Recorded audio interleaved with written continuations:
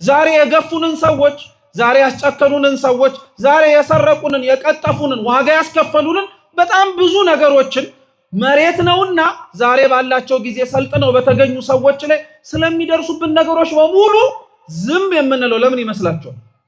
ይሄ ህይወት አብቅቶ ሰው ፊት እያየ የሚያዳላበት በሰማይ የእግዚአብሔር የፍርዱ ዙፋን ፊት ሁሉም እንደየሥራው እንደሚከፈለው ስለምናውቅ እኮ ነው። የክርስቶስ ትንሣኤ ተስፋ የሚሰጥ በዓል ነው ማለት ነው።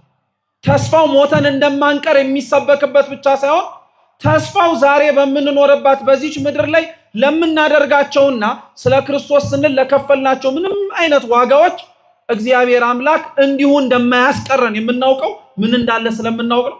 ትንሣኤ እንዳለ ስለምናውቅ። ስለዚህ በዚህ ክርስቲያን መጽናናት አለበት ማለት ነው።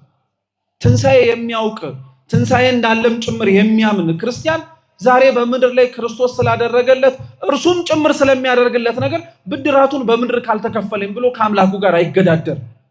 ለጾምነው ጾም፣ ለጸለይነው ጸሎት፣ ለሰገድነው ስግደት፣ ለሰጠነው ምጽዋት፣ ለገባነው ሱባኤ፣ ላስቀደስነው ቅዳሴ፣ ስለተቀበልነው ቅዱስ ሥጋው ክቡር ደሙ፣ ስለተሳለምንማቸው ገዳማትና አድባራት ዋጋችንን ዛሬ በምድር ስጠን ብለን እግዚአብሔርን እኛ እንገዳደሩ።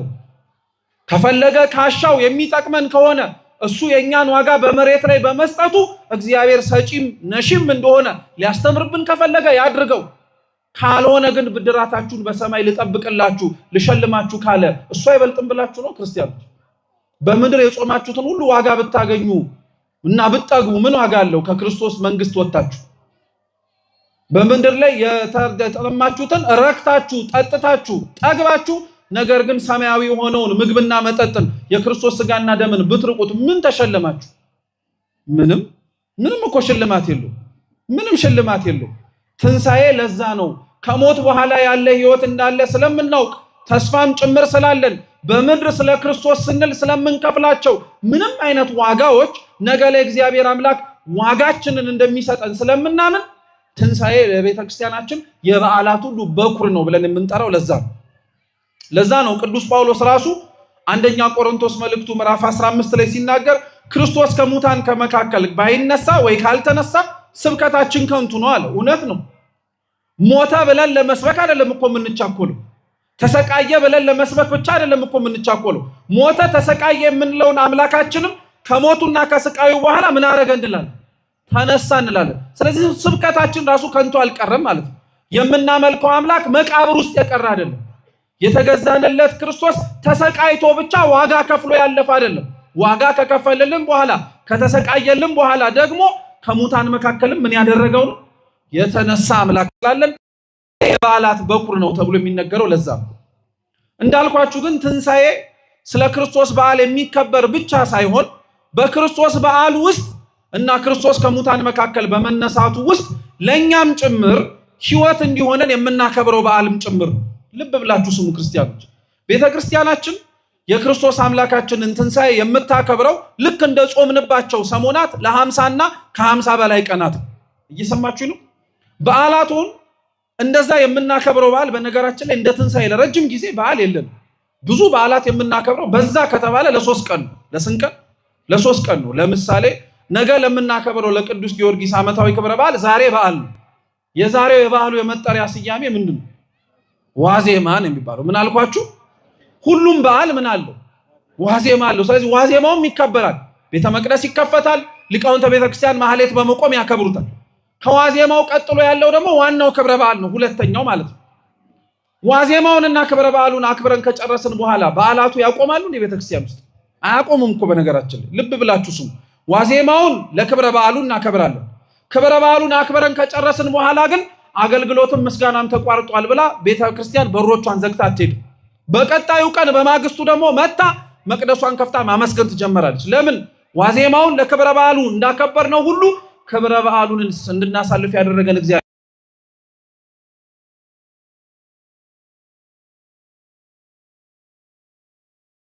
55 ቀናት ከ50 በላይ ቀናት ነው የሚከበረው። ለምን? አንደኛ እንዳልኳችሁ የበዓላት ሁሉ በኩር ነው፣ ትልቅ በዓል ነው። ስለዚህ ሳናቋርጥ እያሰብን እያስታወስን እናከብረዋለን።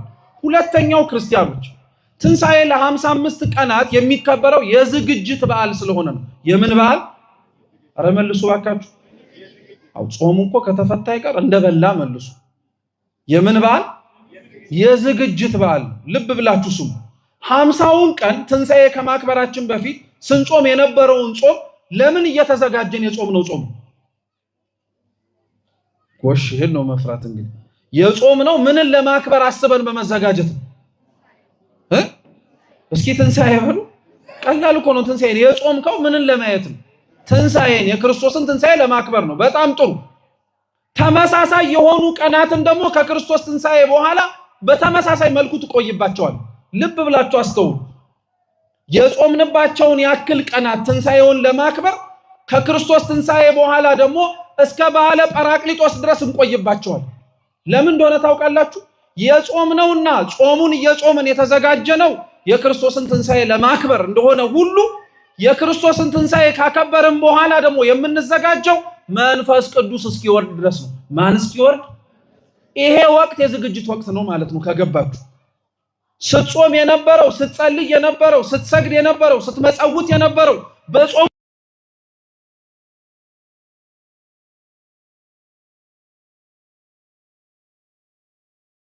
አለቀታለ። ለምንድን ነው የምንዝለው? ለምንድን ነው የምንደክመው? ለምንድን ነው እነዚህን 50 እና 55 ቀናት የጾሙ ልጓምን የተፈታው እንጂ የኃጢአት ልጓም የተፈታ ይመስል በደልና ነውር የምናበዛው? ለምንድን ነው? ወቅቱ የዝግጅት ወቅት ነው። መንፈስ ቅዱስን ለመቀበል የምንዘጋጅበት ወቅት ነው። እንዲያውም አብልጠን የምንጸልይበት፣ እንዲያውም አብልጠን ከቅድስት ቤተክርስቲያን ቅጥር የማንጠፋበት ነው።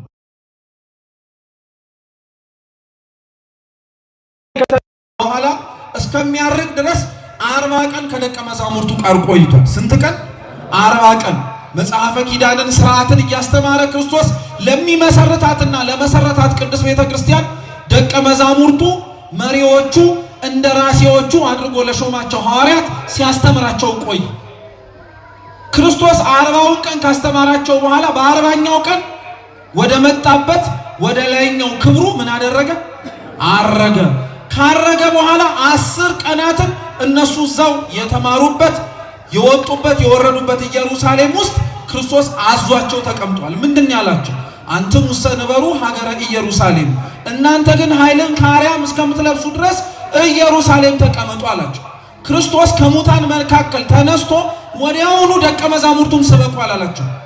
ወዲያውኑ ክርስቶስ ከሙታን መነሳቱን አይታችኋልና ለዘበቱብን፣ ላሰቃዩኝ፣ ላንገላቱኝ ሰዎች ሁሉ ምስክር ሁኑ አላላቸው። መጀመሪያ ከሙታን ከተነሳ በኋላ አስተማራቸው። ይሄ ውጫዊውን ዓለም እንዴት እንደሚያሸንፉት በእልህ አይደለም የሚሸነፉ፣ በብስጭት አይደለም፣ እንዲሁ ስጋዊ በሆነ በመሰባሰብና አንድነትን በመፍጠር ብቻ አይደለም። እውነተኛው የወጡባትን ዓለም መልሰው ለክርስቶስ ምርኮኛ ሊያደርጓት የሚችሉት መንፈስ ቅዱስን ብቻ ሲይዙ። እየሰማችሁ ነው? ዛሬ አሁን ላይ እውነቴን ነው የምላችሁ፣ ከመሰባሰባችን ከመገናኘታችን ከአንድነታችን ውስጥ ቅድስት ቤተክርስቲያን ዘወትር መንፈስ ቅዱስ እንዲገኝ ትማጸናለች። በቅዳሴያችን ራሱ ሀበነ ንህበር በዘዚአ ከመንፈስ ቅዱስ እያለች ነው የምትማጸነው። የመንፈስ ቅዱስን ጸጋ ላከልን እያለች ነው የምትለምነው ቤተክርስቲያን። ለምን? መሰባሰባችን ከንቱ እንዳይሆን፣ አንድ ሆነን መገኘታችን እንዲሁ እርባና ቢስ እንዳይሆንብን። ደቀ መዛሙርቱን 40 ቀን አስቀመጠ። ካረገ በኋላ ደግሞ ኢየሩሳሌም ቆዩ አላቸው። ኢየሩሳሌም ቤተክርስቲያን ናት፣ መንፈስ ቅዱስ የሚወርድባት ስፍራ ማለት ነው። ክርስቶስ ስለዚህ ከተነሳ በኋላ እስከሚያርግባትና ካረገም በኋላ መንፈስ ቅዱስን እስከሚቀበሉባት ጊዜ ድረስ ደቀ መዛሙርቱ እንዳልወጡ ሁሉ እንዳልኳችሁ እኛም ትንሣኤን ካከበርን በኋላ እስከ በዓለ ጰራቅሊጦስ መንፈስ ቅዱስን ለመቀበል በጸጋው ለመጎብኘት የጾምንበትን የጾማችንን ድካም እግዚአብሔር መንፈስ ቅዱስ ደግሞ በሕይወታችን ፍሬ አፍርተንበት እንድናይ የምንዘጋጅበት ወቅት ነው እንጂ በደልን ኃጢአትን ያቆምነውን በደላችንን መልሰን ደግሞ ጀምረን የምንቀጥልበት አይደለም። አኗኗራችን ግን እንደዛ ስለሆነ ነው የምነግራችሁ። አብዛኞቻችን ጾሙ ሲገባ ያቆምነውን ኃጢአት ጾሙ ሲፈሰክ ነው የጀመርነው። አብዛኞቻችን ያቆምናቸውን ጾሙን ምክንያት አድርገን በደሎችና ክፉ ስራዎቻችንን መስራት የጀመርነው ትንሣኤውን አክብረን መኖር ከጀመረን በኋላ ነው። ግን ትንሣኤው እንደዛ አልነበር። ለዛ ነው ክርስቲያኖች የክርስቶስ ትንሣኤ ቤተክርስቲያኑ ዘወትር የሚሰበክ ነው። ዓመታትን ጠብቀን ቀመርን ጠብቀን 55 ቀናትንም ጭምር ክርስቶስ ከሙታን ተነሳ ብለን ተናገርን እንጂ ሌሎቹ ቀናት ላይ ስለ ክርስቶስ ትንሣኤና ስለ ክርስቶስ ከሙታን መነሳት አናስተምርም አትልም ቤተክርስቲያን። በሁሉም ነገሯ ትሰብካለች። አንደበቷ እንኳን ቢያዝ ቅድስት ቤተክርስቲያን ስለ ክርስቶስ ትንሣኤ የምትሰብከው በምን እንደሆነ ታውቃላችሁ? ከሙታን መካከልም ጭምር ተቀብሮ እንዳልቀረ ከሙታን መካከል እንደተነሳ የምታውቁት ቅዱስ ሥጋውን ክቡር ደሙን ለመቀበል ምዕመናን ስትመጡ ካህናተ ቤተክርስቲያን ቅዱስ ሥጋውን የሚያቀብሏችሁ ንዋይ አለ። አይታችሁ ታውቃላችሁ? ትንሽዬ ጎጆ የምትመስል አጎበር ይባላል። እስኪ አጎበር በሉ። ኧረ በሉ ባካችሁ። ምን አልኳችሁ? እንዳትረሱት። ይሄ አጎበር የጌታችን የመድኃኒታችን ኢየሱስ ክርስቶስ የተቀበረበት የከርሰ መቃብሩ ምሳሌ ነው። ከከርሰ መቃብር ውስጥ ከተቀበረው ከዛ ስፍራ ውስጥ እሱን እንድታስታውሱት እኮ ነው። አንድም ያ ደግሞ አጎበር የእመቤታችን የማህፀኗን ምሳሌ ነው። ከአጎበሩ ውስጥ ነው ምኑን የምትቀበሉት? ስጋውን የምትበሉት አይደል እንዴ? ስለዚህ አያችሁት፣ አንደበቷ እንኳን ባይኖር ወቅት ባይጠበቅ እንኳን ትንሣኤ ነው ብለን አመት ቆጥረን ባንመጣ እንኳን ዘወትር ቅዳሴ ላይ ስትገቡ ግን ምኑን ትመለከቱታላችሁ? አጎበሩን ስታዩ መቃብሩ ትዝ ይላችኋል። የምትበሉትን ስጋ ደግሞ አፋችሁ ስታስገቡት ይሄ የምትበሉት ስጋ ፈርሶ በስብሶ በመቃብር ያልቀረ መለኮት የተዋሃደው የጌታችን የመድኃኒታችን ኢየሱስ ክርስቶስ ቅዱስ ስጋ እንደሆነ እንድታስታውሱ ያስፈልጋል። ትንሣኤን ራሱ የምታከብረው ክርስቶስ ከሙታን ተነሳ በማለት ብቻ ሳይሆን እኛ ራሳችን ካንቀላፋንበትና ከሞትንበት የኃጢአት ግድግዳዎቻችን መቃብሮቻችን እንድንነሳ ከብት አርዳ አይደለም የምታበላን። እየሰማችሁ ነው? ቤተክርስቲያን ትንሣኤን ስታከብር ከብት አርዳ አይደለም የምታከብር። የክርስቶስን ስጋ ሰጥተሃል፣ የሚያስነሳህን የሚያነቃህን፣ ለስጋህ ጥጋብ ብቻ ሳይሆን ለነፍስህም ጭምር ህይወት የሚዘራባትን ማለት ነው። በጣም ነው የምናሳዝነው። እኛ ግን ስለ ፋሲካ መጥቶ የምናወራው በዓል ስለሚታረደው አማናዊ ስለሆነው ስለ ክርስቶስ ስጋ ሳይሆን ቤታችን ስለምናጋድመው አንድ ከብት ነው። አያችሁት? ርቀታችን ራሱ የኛ ትንሣኤ የኛ ፋሲካ እግዚአብሔር ካሰበልን ትንሣኤና ፋሲካ ጋር እኛ ፋሲካን ከእንስሳት ጋር አያያዝ ነው። ክርስቶስ ግን ፋሲካውንና ትንሣኤውን ያያያዘው ከራሱ ጋር ነው። ከሱ ጋር የምናከብረው በዓል ጋር ነው። ከሱ ጋር አብረን የምንነሳበት ነው። ከእርሱ ጋር አብረን ሞተን አብረንም ጭምር በትንሣኤ የምንመላለስበት ነው። ለዛ ነው ክርስቶስ ስለ ትንሣኤው ሞቶ ከመነሳቱ በፊት በሌሎች የመጽሐፍ ቅዱስ ክፍላቶች ላይ ሞተው ከሞተም መካከል የተነሱ ሰዎችን ታሪክ አስቀምጦልናል። ሰማችሁ? ትንሣኤ የክርስቶስ ብቻ አይደለም። ትንሣኤ ከክርስቶስ በኋላ ለኛም ጭምር የተሰጠ ሀብት ነው።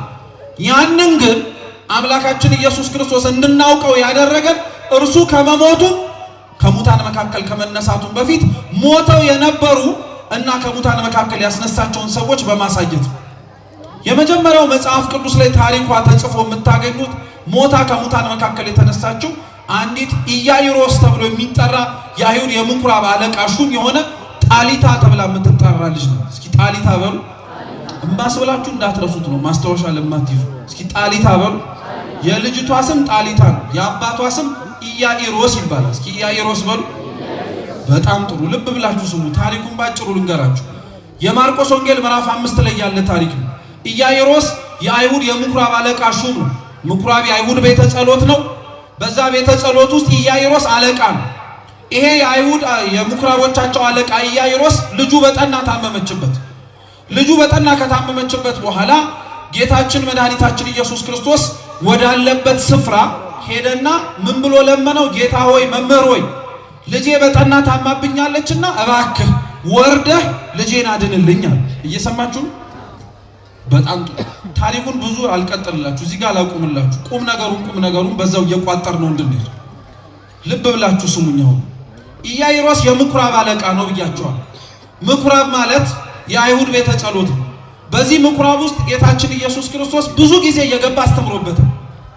አብዛኛውን ጊዜ ገብቶ ሲያስተምር የነቢያት መጽሐፍት ሲያነብ ይሁንታና እልልታ ደስታ እንቀበላለን ከሚለው ይልቅ የሚያጉረመርመው የሚያንጓጥጠው ከዛ ከምኩራቡ አስወጥቶ ለመውገርም ጭምር የሚቻኮሉ ሰዎች ነበር ምኩራብ ውስጥ የነበሩት። ምኩራብ ውስጥ ክርስቶስን የሚወዱት ሰዎች አልነበሩም እያልኳችሁ። ይሄ ኢያኢሮስ ደግሞ የምኩራቦቹ ምንድነው ብያችኋለሁ? አለቃ ነው። ልብ ብላችሁ ስሙ። ስለዚህ ክርስቶስን ለሚጠሉት ሰዎች ሹም ነው ማለት ነው። ለሚጠሉት ሰዎች ፊት አውራሪ ነው። አሁን ልጁ ስትታመምበት ክርስቶስ ጋር የሄደው ወዶት እንዳልሆነ እንድታውቁት ነው። ሲጨንቀው ሲጠበው አማራጭ ሲያጣ እንጂ የሚጠላውን ድንጋይ አንስቶ እንዲወገር የሚፈልገውን ከሙሴና ከሕግ መጽሐፍ ተቃራኒን የምታስተምረው ብለው የሚተቹትን ጌታችን ኢየሱስ ክርስቶስን ወዶ ፈቅዶ ያድንልኛል ብሎ እንደዛ አይደለም የሚለው አማራጭ ሲያጣ። ስለዚህ ሰው ልብ ብላችሁ ስሙ፣ አማራጭ ሲያጣ የማያደርገው ነገር የለም ማለት ነው። እውነት አሰብ ሰው ወዶ ነው ጠንቋይ ቤት የሚሄደው? እዚህ ሰፈር ወዳችሁ ነው እንደምትሄዱት? ሰው ወዶ ጠንቋይ ቤት ይሄዳል? ምን ሲሆን ነው ጠንቋይ ቤት የሚሄደው? ሲናገር ራሱ ብዬ አማራጭ ሳጣ የተወረድኩኝ ነው የሚለው። እዚህ የማይወረድበት የማይገኝበት ቦታ ሄድኩኝ። ኢያኢሮስ ክርስቶስ ጋር የሄደው አማራጭ ሲያጣ ነው ማለት ነው። ልብ ብላችሁ ስሙ። አንድ ሁለተኛ፣ ኢያኢሮስ ወደ ክርስቶስ ከሄደ በኋላ አምላካችን ኢየሱስ ክርስቶስን ልጄ በጠና ታማብኛለች፣ እባክህ ፈውስልኝ ያለው። እስኪ ልጄ በሉ። በጠና ታማብኛለች፣ ፈውስልኝ። በጣም ጥሩ። ጌታችን ኢየሱስ ክርስቶስ ምን አለው መሰላችሁ? ና እንሂድ አለ። ምን እናርግ? በጣም ጥሩ። አሁን አስተውላችሁት ነው። ኢያኢሮስ ሊገሉት የሚፈልጉት ሰዎች አለቃ ነው። ኢያኢሮስ ወዶ አይደለም ክርስቶስ ጋር ሄደው። ክርስቶስ ወዶ ያልመጣውን የመጀመሪያ ምርጫው ያላደረገውን ኢያኢሮስን ግን ና ወደ ቤት እንሂድ አለ።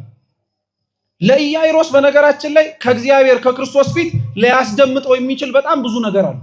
ኢያኢሮስ ክርስቶስን መጥላቱ፣ ክርስቶስን አለመፈለጉ ከአማራጮቹ መካከል አንዱ ነው እንጂ የመጀመሪያና ብቸኛ ምርጫው አለማድረጉ ራሱ ክርስቶስን ለምን ታናግረኛለህ ማለት ይጠበቅበት ነበር። ጌታችን ግን ክፉን በክፉ አትቃወሙ ብሎ በአንደበቱ የተናገረ ብቻ ሳይሆን በተግባር ያሳየን። ለሚወግሩት ሰዎች፣ ከቤተ መቅደስ ከምኩራብ ላባረሩት ሰዎች እንኳን ልቡ አልጨከንም። ይሄ ከገባችሁ ክርስቲያኖች እኛም ኢያኢሮስ ነው። እግዚአብሔር የሚሰማን ታመም ያለው አድነኝ፣ ታሞብኛል ፈውስልኝ ስንል የሚያስደምጥ ስራ ኖሮን ነው እንዴ? እንደ ኢያኢሮስ ክርስቶስን ከምኩራቡ እኮ አባረነዋል ከመቅደሱ። ምን ስራችን እዚህ መቅደስ ውስጥ ሊገባ የሚያስችለው ነገር አለ የሱ ቸርነት ካልሆነ በቀር? እንደ ኢያኢሮስ የሚሰበሰቡበት ምኩራብ ውስጥ ህዝቡ ድንጋይ አንስቶበት ነበር። ክርስቶስ ላይ ድንጋይ እናንሳበት እንጂ ከድንጋይ በላይ የከፋ ኃጢአት እያነሳን አላሳመም ነው። እና ለምንድን ነው እኛን የሚሰማ? ከኢያኢሮስ የባሰን ስራ የምንሰራ ሰዎች እኮ ነን። ኢያኢሮስን ሳይንቀው የሰማው ክርስቶስ ፍጥረቱን ስለሚወድ ክፉንም በክፉ ስለማይቃወም። እስኪ ክፉን በሉ፣ በክፉ አትቃወሙ። የኛን ክፋት እግዚአብሔር በሱ ፈታሂነት መጀመሪያ ሊቃወመን አልፈለገም። መጀመሪያ በፍቅር ነው ያቀረበን። ኢያኢሮስን ሰማው፣ አደመጠው። ና ወደ ቤት እንሂድ ሲለው እሺ ና እንሂድ። ክርስቲያኖች እንዳትረሱ፣ የትንሣኤው ትክክለኛ የትንሣኤው የመጀመሪያ ምስክሮች ቅዱሳት መጻሕፍት ሳይሆኑ ሰዎች ነበሩ። እየሰማችሁ ነው? ክርስቶስ መጀመሪያ ከሙታን የተነሳባት ምሽት ላይ ማን ነበረች የሄደችው? ማርያም መግደላዊት ነው አይደለም? መጀመሪያ ክርስቶስ ከሙታን መካከል ተነሳ ብላ በሐዲስ ኪዳን ከነቢያት ትንቢት ቀጥሎ የሰበከችው ማን ነው? የትንሣኤው ምስክር ሰዎች ነበሩ ማለት ነው። ለዛ ነው ትንሣኤ የክርስቶስ ትንሣኤ ብቻ ብለን የምናከብረው አይደለም ያልኳችሁ። የኛም ህይወትም ጭምር መነሳት የትንሣኤው ምስክር ሆኖ ሊያገለግልም ጭምር ይችላል፣ ያገለግላል። ስለዚህ ትንሣኤውን 55 ቀናት ስናከብር 55ቱንም ቀናት እንደ አንድ ቤተክርስቲያን ስታከብር አድሎት የክርስቶስ ትንሣኤ በተሰበከበት ምሽት ላይ ዕለት ላይ ቅዱስ ሥጋውን ክቡር ደሙን ተቀብሎ ያልተነሳ ሰው ተጨማሪ 55 እድል አለ ቀናት የመነሳት። እነዚህን ቀናት እንዲሁ ኃጢአት የምንሰራበት አይደለም ያልኳችሁ። ለዛ እየተዘጋጀን በቅዱስ ሥጋው በክቡር ደሙ እየታተምን የመንፈስ ቅዱስን ጸጋ ከላይ ከሰማያት እንዲወርድልን የምንማጸንበት አምላካችን ሁሉ እግዚአብሔር ይህን ለሁላችንን ትንሣኤውን የህይወታችን ትንሣኤ ያድርግልን። የሰማነውን በልቡናችን ሰሌዳ ይጻፍልን። አምላካችን መድኃኒታችን ኢየሱስ ክርስቶስ የሁላችንንም ፍጻሜ ያሳምርልን።